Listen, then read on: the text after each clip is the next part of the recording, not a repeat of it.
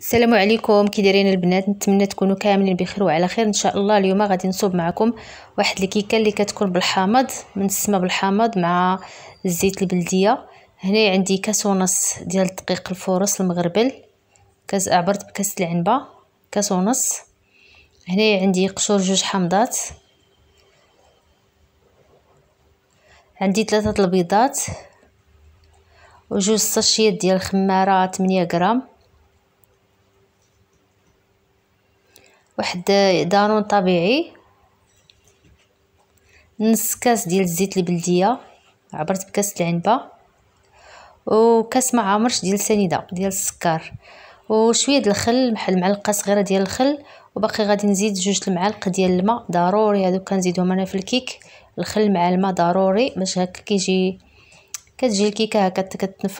صافي هنا غادي ندير سنيده، غادي ندير نص كاس ديال سنيده، وغادي ندير البيض، غادي ندير هكا بيضه ببيضه،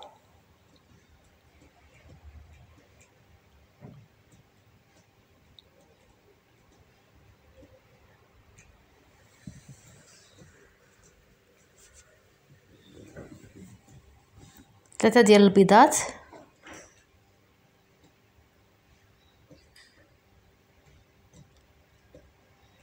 دابا هادو غادي نطحنوهم مزيان ونرجع معكم.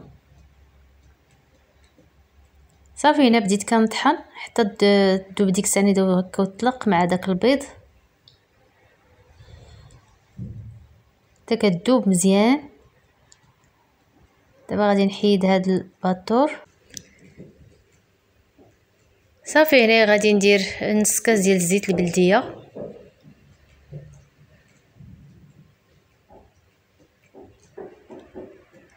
غادي ندير هاد الدانون طبيعي ولا ياغورت طبيعي، ما بغاش هكا يتحل.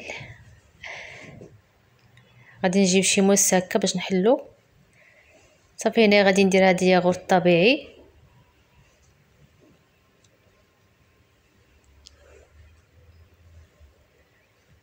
غادي ندير القشور ديال جوج حامضات،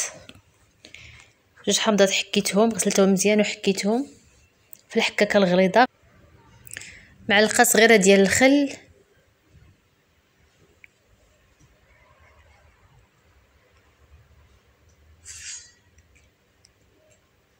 صافي هنا درت 2 معالق كبار ديال الماء بارد.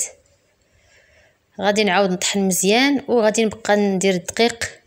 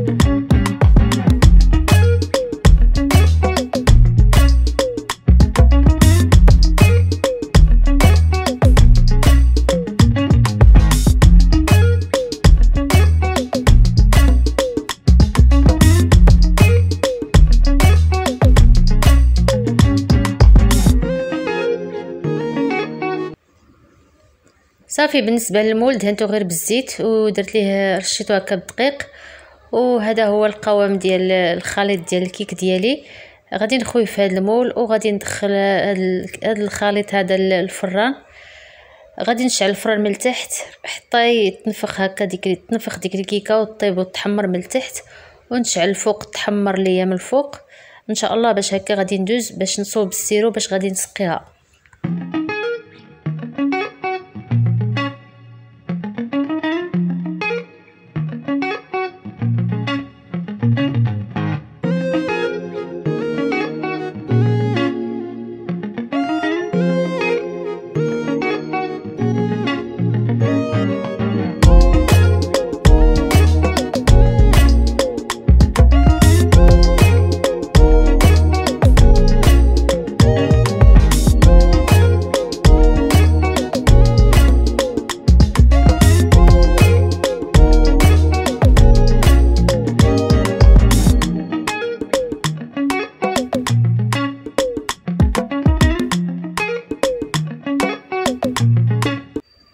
بالنسبه للسيرو غادي ندير هنايا عندي واحد عصير 2 حامضات اللي كنت حكيت، نص كاس ديال الماء وكاس ما عمرش ديال السكر. صافي غادي نديرهم في الكاسرونه وغادي نردهم فوق البوطه حتى كيعقد داك شويه داك السيرو شويه. صافي ومن يعقد داك السيرو منين نخرج الكيكه من الفران وهي باقي سخونه وهذا السيرو كيكون بارد، غادي نسقيها مزيان ان شاء الله وهانتوما معايا ان شاء الله.